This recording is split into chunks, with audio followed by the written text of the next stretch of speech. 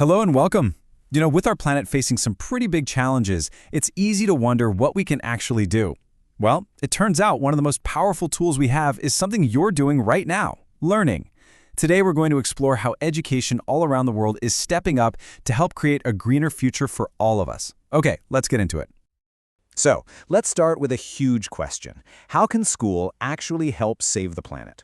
It might seem like school is all about math and history, right? But it's quickly becoming one of the most important places for learning how to protect our world. So how are schools and students becoming climate heroes? Let's find out.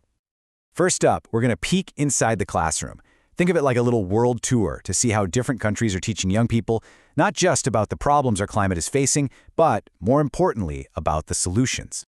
And our first destination is Italy. You know it for its amazing food and history, but it's also making headlines for something else, climate education. They've decided this is so crucial that every single student has to learn about it. So, what does that actually look like for a student in Italy? Well, it means that for about an hour every week, lessons about things like solar power, electric cars, or even how the food on your plate affects the planet are just a normal part of their school day. It's all about connecting those small daily choices to the health of our entire planet. All right, let's hop on a plane and head over to Central America, to a country that's famous for its incredible rainforests and wildlife, Costa Rica.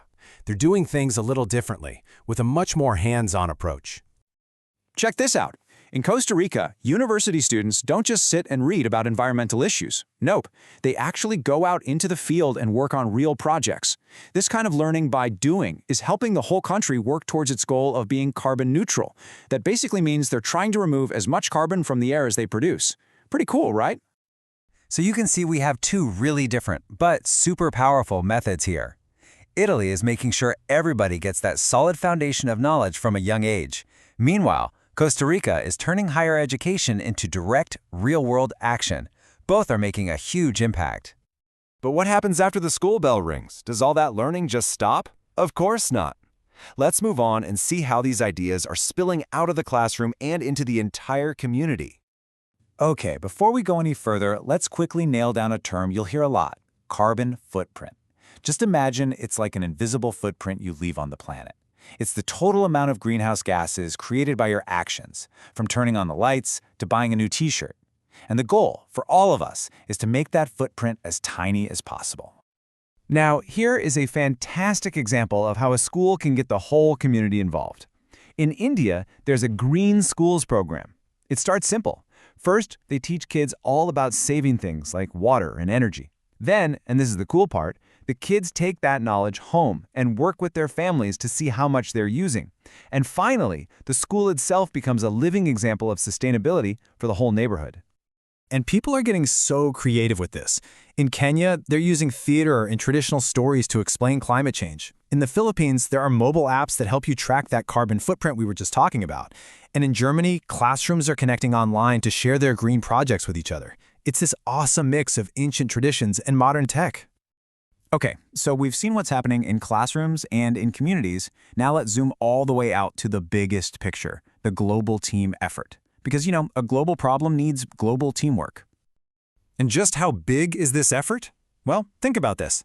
Just one program from UNESCO called Education for Sustainable Development is reaching millions of learners across the globe.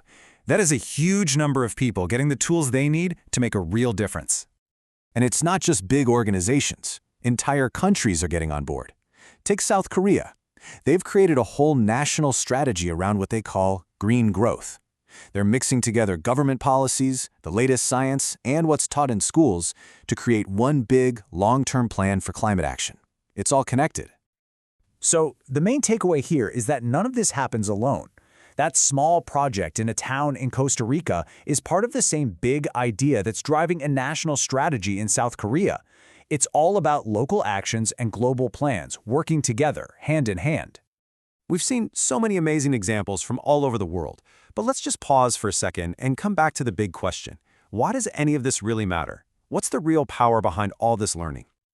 When you boil it all down, it comes to this. Technology is great, and new laws are important, for sure. But maybe the strongest tool we have is simply knowledge and caring. When we understand why our planet needs our help, and we learn how we can help, that's when we really feel empowered to make a change. And that, of course, brings us to you. After hearing about all these cool ideas, from Italy's classrooms to India's communities, what's just one green idea you could bring to your school? It doesn't have to be huge, because every big movement starts with one small, brilliant idea. Thanks so much for listening.